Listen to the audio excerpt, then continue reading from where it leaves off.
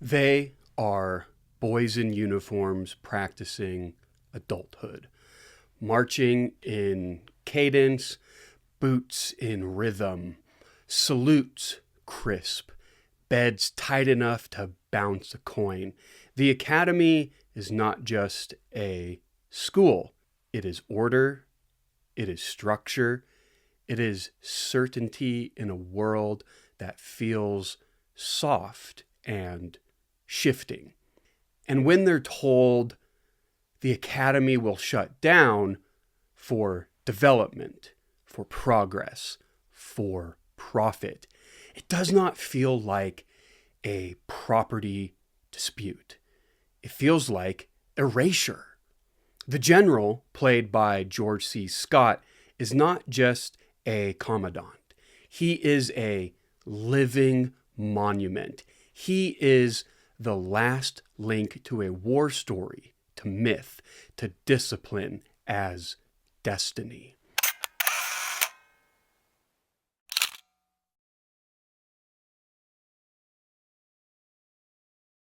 In battle, sir. How do you keep from being scared? My God, was I scared. Oh, I must have lost about 20 pounds, all of it brown. Who have felt the power of the joy of battle know what it's like when the wolf rises in the heart. Captain Morland, like your predecessor, you've distinguished yourself for a number of years here as an underclassman, and in recognition of your scholarship and leadership, your exemplary character, I take pleasure in conferring upon you the rank of cadet major with all of the responsibilities and privileges of that rank. Now, they'll respect the rank, but God knows they won't respect the man unless he earns it.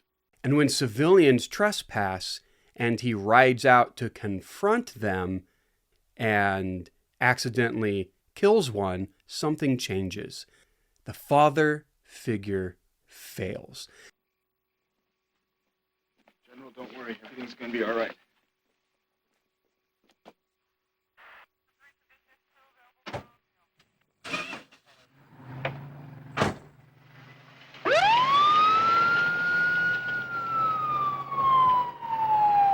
Authority, once external and embodied, becomes vacuum. And in that vacuum, boys fill in.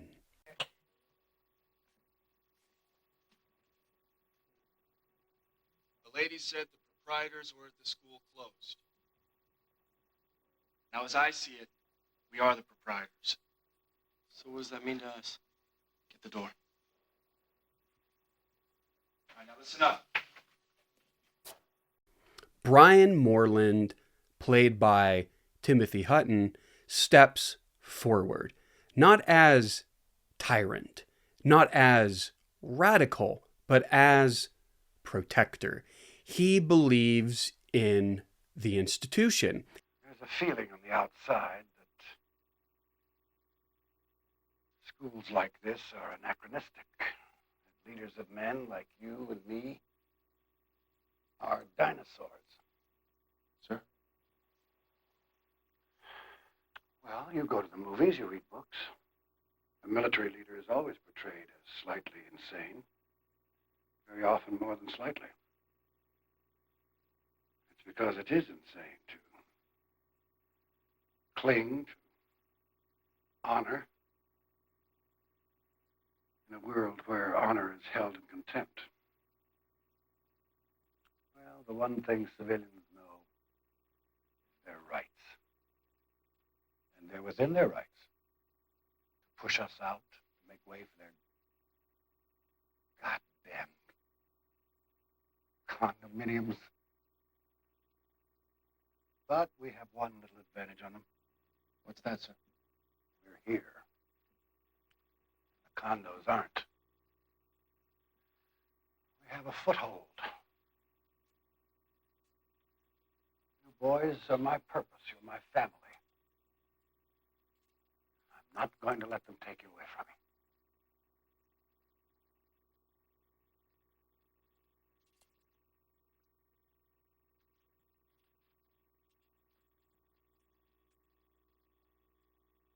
won't either, sir. We won't let them.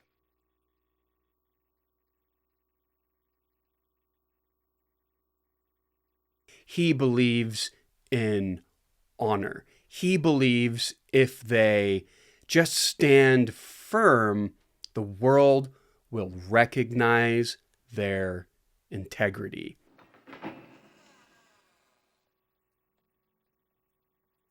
Wait a minute.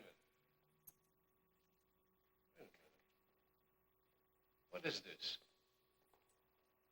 I don't understand. See those racks?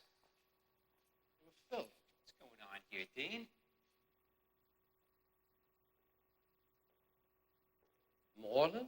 Who is this boy? It's the ranking cadet, Moreland. Do you have any explanation for this? My God, son, where are all the weapons? Weapons are secured, sir. What do you mean secured? You mean you stole them?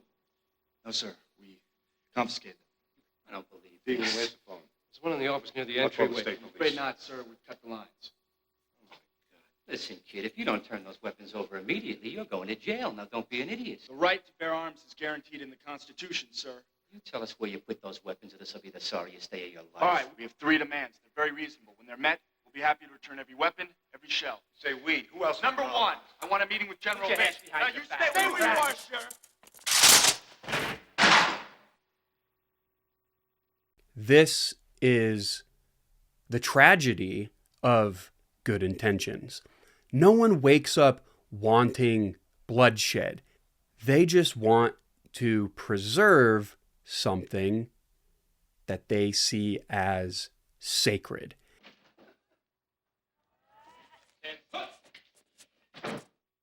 Okay, how we lose the truck? Stalled out. The townies Dwyer and me in a hard place. Sean grabbed the chance to use his shiny new weapon.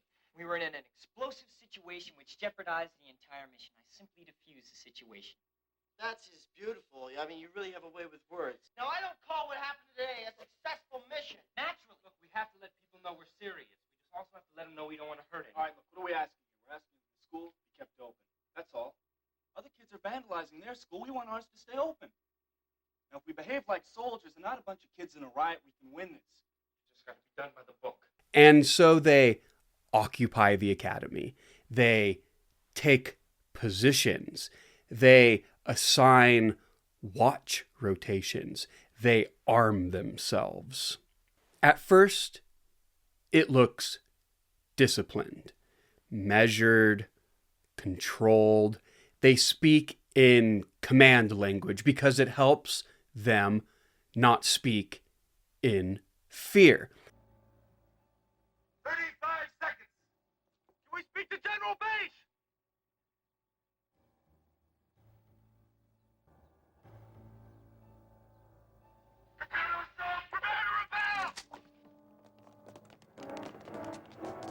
They call each other by rank so they don't have to call each other kid. Company commanders, take your posts. Prepare for inspection.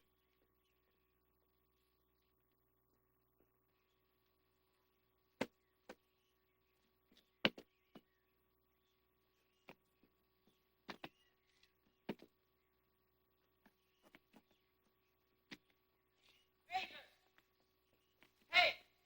Hey! Something's going on! The head cop's in the box and he wants to talk to you, sir. But here's the fracture. They are trained. They know formation. They know how to hold a rifle. They can execute drills with precision. But training in structure is not the same as the wisdom in ambiguity. They know tactics. They do not understand escalation.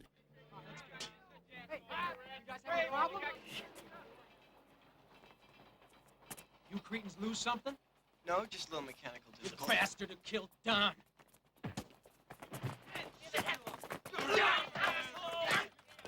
What's he done last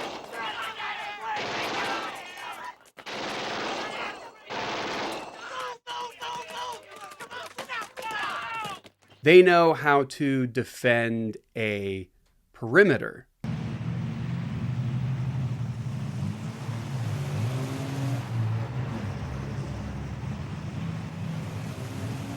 They do not understand optics, psychology, public reaction. I understand you're quite a leader, Major Moreland. Well, sir, we were all well trained here at Bunker Hill. That's part of why we won't give it up. I can understand that. I mean, what's another 100 condominiums, more or less? Condominiums are more easily built than leaders. Yeah, exactly. They believe competence equals legitimacy. It doesn't. Then there's David Shawn, played by Tom Cruise. Guys that used to shoot at people. You kidding? The money more than these guys don't know a muzzle from a rat's ass. Shawn is the volatility in the room. Where Moreland sees preservation, Shawn sees war. Everybody, listen up. Get your fuel packs and weapons and man your battle stations. Montgomery Church. Shoot the 50s and 60s. His identity is fused with the uniform. The academy doesn't symbolize tradition. It symbolizes him.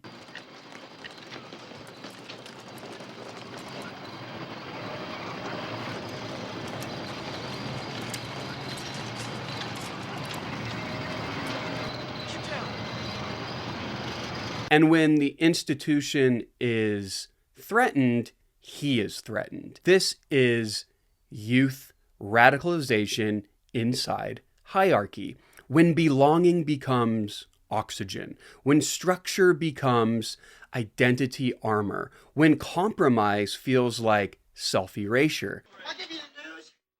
We take you now to reporter Alex Squire on the scene of the uprising.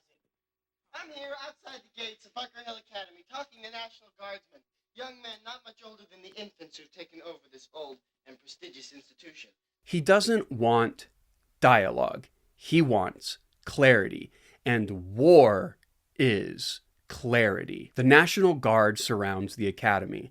Loudspeakers, negotiations, warnings. The outside world is procedural. The inside world is emotional. The cadets believe they are holding the moral high ground. Sure, I know what they want us to do. They want us to be good little boys now so we can fight some more for them in the future. Some more they'll decide on. We'd rather fight our own war right now. For God's sake, Brian, we're talking about boys so young they haven't got hair one between their legs. There's never been any qualification for a soldier. Good Christ. The final stage of any mobilization is the children. But they are confusing symbolism for reality. The academy is not a republic. It is not an occupied nation. It is land being repurposed. But to them, it is manhood. It is order. It is honor fossilized in brick. And once something becomes sacred, there is no proportional response left, only defense. Then comes the shot, not from strategy, not from coordinated defense, from panic, from ego, from escalation that no one fully intended, but everyone enabled.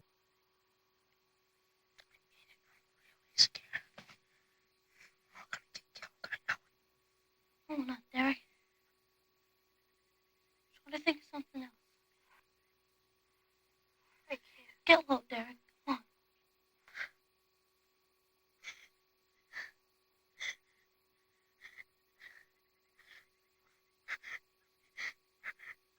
Derek!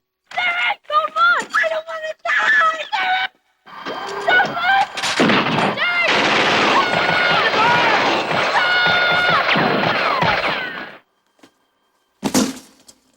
The illusion of tactical competence shatters instantly. Formation collapses. Orders blur.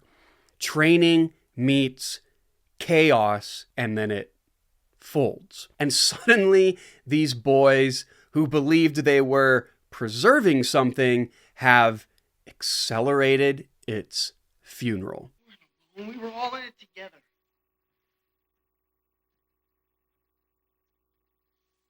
It was my command and I was in charge.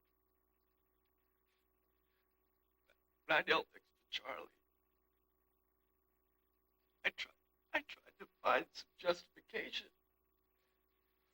But honor doesn't count for shit when you're looking at a dead little boy. Which brings us to the title, T.A.P.S. Not a victory march, not a war anthem, a funeral call. Played at military burials, played at endings, played when something has already been lost. The film is not about defending an academy. It's about the death of certainty, the death of inherited structure, the death of the belief that discipline alone guarantees righteousness.